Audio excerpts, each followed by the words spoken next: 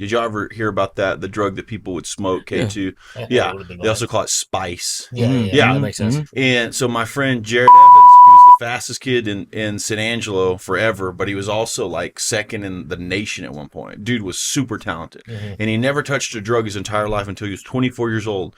And then he wanted to get drunk. So we did. Then he started smoking weed and he loved it. Well, that was the time when K2 was real big. And so he went and purchased some and he smoked it and he liked it.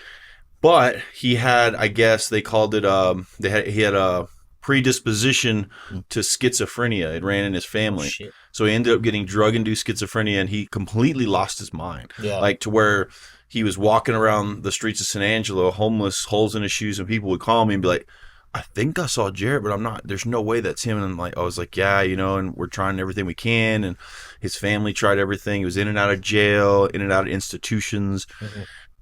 Man, when he was on meds, he was a little better, but still a little off. But then on February 14th, Valentine's Day, 2013, his mom and dad he was living with them and they were getting ready to go out to dinner. And he was helping his mom pick a dress out. And all of a sudden, he reached into the side table and pulled out their gun they had and he put it to his head and he smiled and he shot himself in the head.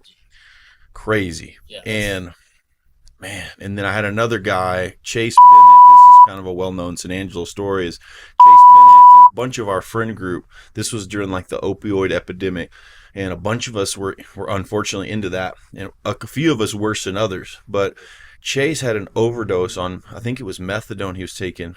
This was before the fentanyl stuff came about, but he was hospitalized and he recovered. But after he recovered, he was never the same. It was like whatever the dopamine, the natural dopamine in your brain, it was like gone. He could never be happy about anything again. You know what I mean? It just changed him. So he took his life as well. Anyway, I say all that to say it's really affected me. And I went to that shine the light, through West Texas Guidance and Counseling this last year, and it was really spectacular. I mean, it was very cool. I got up and spoke. Everybody gets a chance to do that if you're a suicide survivor, and you get to walk along the river. It's candle lit. So, man, bringing this to San Angelo, this walk, I think it's a really good thing for everybody involved. We need more stuff like this for suicide survivors. So, when is the walk? First of all. So the walk is October 4th. Okay. And the check-in time will be at 8 o'clock. And the walk start time is at 9 o'clock. 9 o'clock. And where's it going to be held at? The river? It's going to be over at the Unidad Park. Oh, is it? Mhm. Okay. And are there options on, is it a run, just a walk or a run too? Or? So it's just a 5K walk. Okay.